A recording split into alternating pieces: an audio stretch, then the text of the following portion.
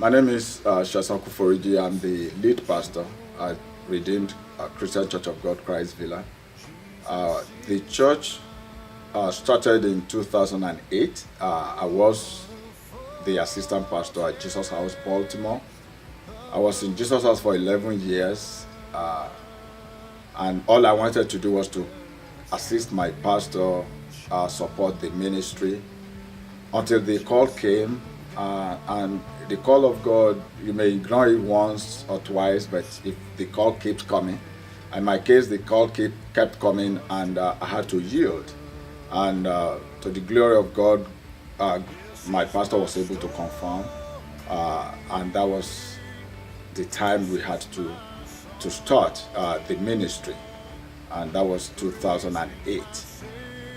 The first service of Christ Villa was in October. That was 5th of October. That was the very first Sunday of October in 2008. I could remember that we had a total attendance of 40 people, children included, and it was very exciting to have 40 people at your first service. We are so glad, even though eventually the number dropped. And I remember that we had our inaugural service in February in 2009. Incidentally, was at American Legion Hall in Towson. We don't know that, probably God was speaking to us at that time, because eventually we had to buy another American Legion building. In such a building, we had a lot of funny experiences. The very first building we found was very close to where we were worshiping in Timonium. It was an old church. We approached them. We wanted to buy it for 500,000, even though it was listed for 750. We thought we had a good negotiation, but they didn't call us back. It was painful.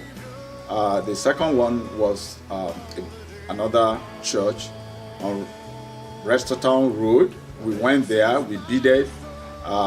We bidded up till 1.25 million, and I had to, stop. I had to let the people that went with me, I told them to stop bidding. And the guy that bought the building bought it for 1.3. Immediately after he bought the building, he approached us if we wanted to lease. We said no. So we were disappointed again. We left and we found another building far in a very remote location in Restertown. It was a synagogue. We said, okay, now this is it. We thought that was it, but eventually we couldn't get it until God took us to this building. What I've learned in that experience is that God's instruction is always gradual. He takes you one step at a time. So that was a very interesting experience for me. Regarding this property, I found out, on the internet that the property was for sale. I called the agent. Eventually we approached them. We were the very first people to apply to them, to request to be considered. But they didn't answer right away. Eventually they told us that, oh yeah, you are the first person. You are the first people that show interest. Eventually they didn't call us back because they found somebody that wanted to buy it for cash, and they asked us if we have cash. We didn't have cash, but because God needed the building, eventually gave the building to us, and we entered when we got the building, it was totally in a state of disrepair. The owners didn't have enough money to maintain the building, and we had to go into construction. The construction issue, we had to approach bank to be able to give us some money. The very first bank we approached said they were no longer doing church financing. They didn't even talk to us. Eventually, through some advice, we were able to get the right bank, which accepted us.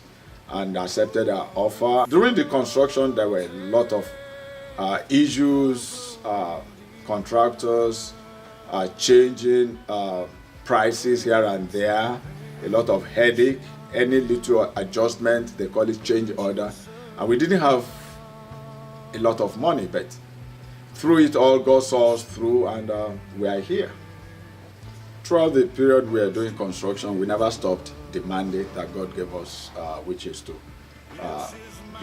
be impactful in the lives of the people that we lead and the community at large.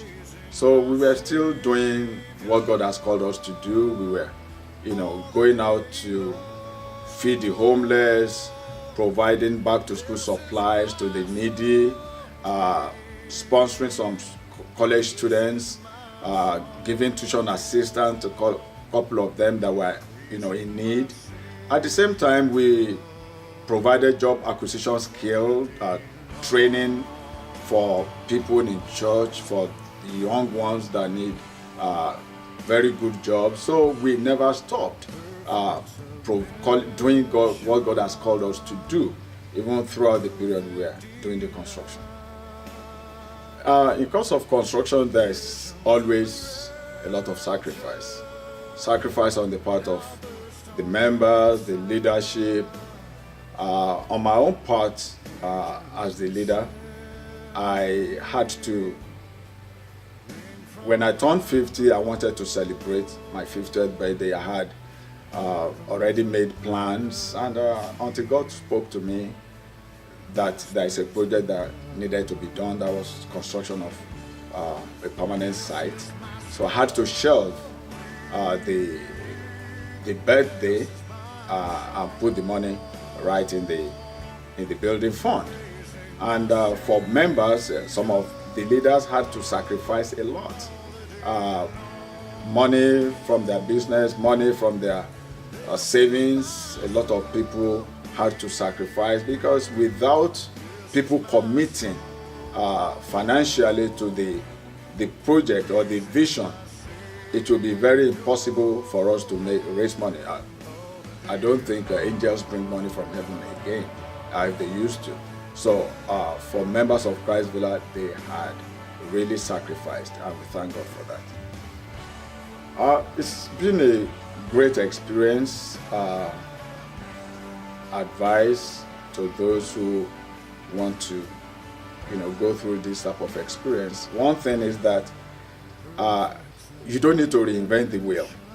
If you have somebody that has done something that you want to do, the best thing is to approach them. In my own case, my pastor was the first person, that I always go to about. He has, made some construction in the past, and he really advised us.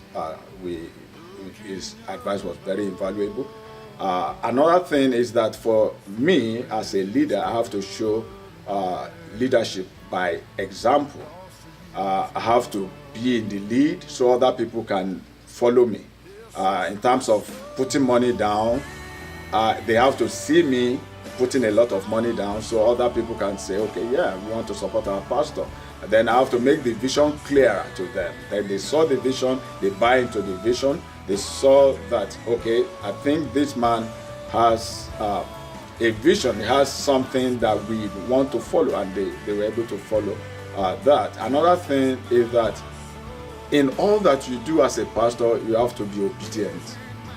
You have to be obedient to the authority, obedient to God that has called you.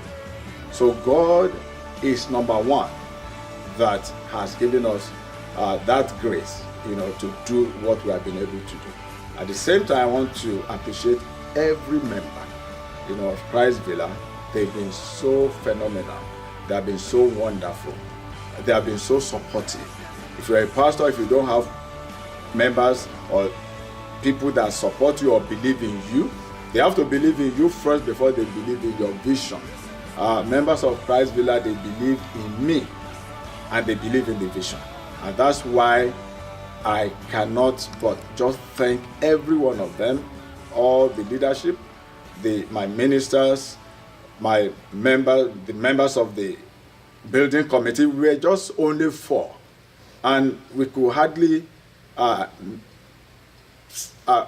numbers of the time, the period that we met, we can only count them. There was no argument, there was no disruption. Everybody contributed, brought the ideas. It wasn't one man idea.